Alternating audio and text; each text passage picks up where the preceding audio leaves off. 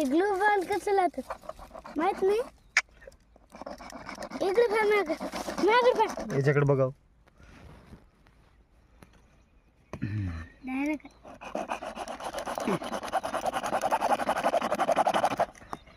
हातच कापायला ती पाईप कापायची वाटतं. बाप काप ना त्यानं. दाखव हात.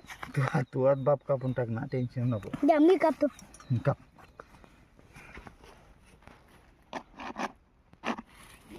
सरक सरक सरक रे. तू यानं झालं असलं तर काला लागत होतं. उठ